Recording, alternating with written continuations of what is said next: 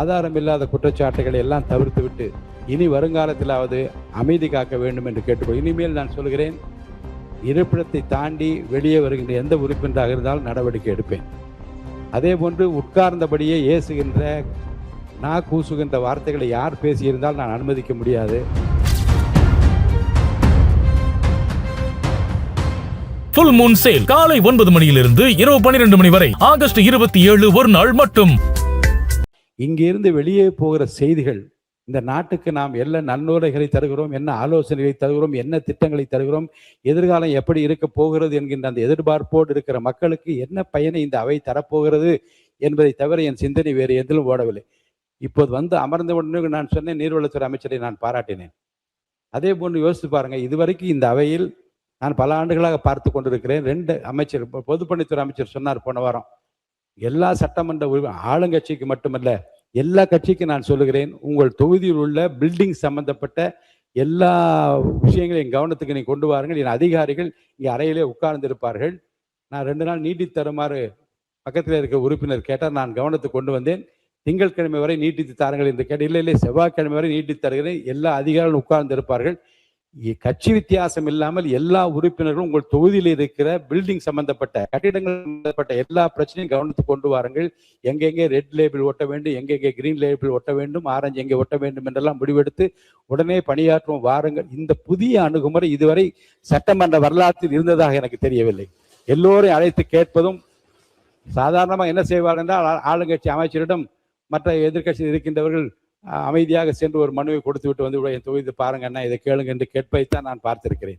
ஆனால் அவையிலே வைத்து எல்லா உறுப்பினரும் குறையை தாருங்கள், குறையை தீர்த்து வைப்பதற்கு முதலமைச்சர் ஆணையிட்டிருக்கிறார் என்று சொல்லுகிற அந்த வார்த்தையும், அதே போல் நீர்வளத்துறை அமைச்சர் இந்த காலையில் தான் வந்து பதில் கேள்வி கேட்டால் உடனே வந்து அவர் ரெஸ்பான்சிபிள் ஈஸி என்று நான் ரொம்ப வியந்து கொண்டு உட்கார்ந்தேன். என்ற உடனே அது வந்து பதில் கேட்டு விட்டார், உடனே பதில் சொல்ல வேண்டும் என்ற ஆர்வத்தோடு அவர் வந்து இங்கே அமர்ந்து பதில் சொன்ன விதமும், இப்போ என்ன சொன்னார் என்றால், உங்கள் தொகுதியில் என்ன பிரச்சனை இருந்தாலும் என்கிட்ட கொண்டு வாங்க, நான் என்னால் முடிஞ்ச வரைக்கும் உடனே தீர்க்க என்று ஆளுங்கட்சிக்கு மட்டும் சொல்லவில்லை, இருக்கின்ற எல்லா உறுப்பினருக்கும் சொல்லுகிற இந்த முறை அதை அவையிலே அறிவிப்பது இதுதான் முதல் முறை இந்த வரலாற்று என்று நான் கருதுகின்றேன்.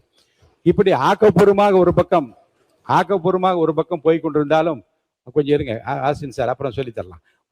இப்படி ஆக்கப்பூர்வமாக போய் கொண்டிருந்தாலும் நம்மை பொறுத்த வரைக்கும் நான் அன்போடு ஆளும் பொறுப்பில் இருக்கின்றவர்களுக்கு அன்போடு சொல்லுகிறேன், அவையில் ஆக்கப்பூர்வமான செய்திகளை முதல்ல நீங்கள் பரிமாறிக்கொள்ளுகிற போது ஆதாரம் இல்லாத குற்றச்சாட்டுகளை எல்லாம் தவிர்த்துவிட்டு அதற்கு பதிலளிக்கக்கூடிய சங்கடமான ஒரு சூழ்நிலை அவர்களுக்கு ஏற்படுத்தாமல் இனி வருங்காலத்திலாவது அமைதி காக்க வேண்டும் என்று கேட்டுக்கொள். இனிமேல் நான் சொல்கிறேன், இருப்பிடத்தை தாண்டி வெளியே வருகின்ற எந்த உறுப்பினராக இருந்தாலும் நடவடிக்கை எடுப்பேன். அதே போன்று உட்கார்ந்தபடியே ஏசுகின்ற கூசுகின்ற வார்த்தைகளை யார் பேசியிருந்தால் நான் அனுமதிக்க முடியாது. அதற்காக நீங்கள்லாம் வெகுண்டு எழ தேவையில்லை.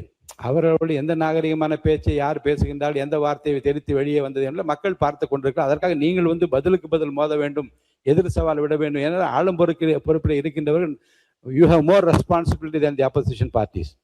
சார், நம்மை நாமே பாதுகாத்துக் கொள்ளுகிற நிலைமையில் இருக்கக்கூடிய ஆளுங்கட்சியை சேர்ந்த அமைச்சர்களும் நம்முடைய மாண்பு உறுப்பினர் அந்த மாண்பிற்குரிய அந்த பணிகளை நீங்கள் தொடர வேண்டும். அதே போன்று இந்த பக்கத்தில் இருக்கின்ற நான் வந்து எதிர்கட்சி தலைவர் அவர்கள் வந்து அவருடைய பணியை அவர் செம்மையாக நிறைவேற்றி அவர் சென்று கொண்டிருக்கிறார். அதுக்கப்புறம் அவருடைய எதிர்கட்சி கொறடா அவர் தான் அடிக்கடி கூப்பிட்டு கொஞ்சம் கண்ட்ரோல் பண்ணுங்கள் என்று நான் சொல்லுகின்றேன். ஆக அந்தந்த கட்சியினுடைய தலைமை பொறுப்பை ஏற்றிருக்கின்றவர்கள் கட்சியினுடைய உறுப்பினர்களை எல்லை தாண்டாமல் பார்த்து கொள்ள வேண்டிய மிகப்பெரிய பொறுப்பும் கடமையும் இருக்கிறது. அந்த கடமையை அனைவரும் செய்வீர்கள் என்று நம்பி விவாதத்தை தொடர்ந்து நான் அனுமதிக்கின்றேன். ஃபுல் மூன் சேல் காலை 9 மணியிலிருந்து இரவு 12 மணி வரை ஆகஸ்ட் 27 ஒரு நாள் மட்டும்.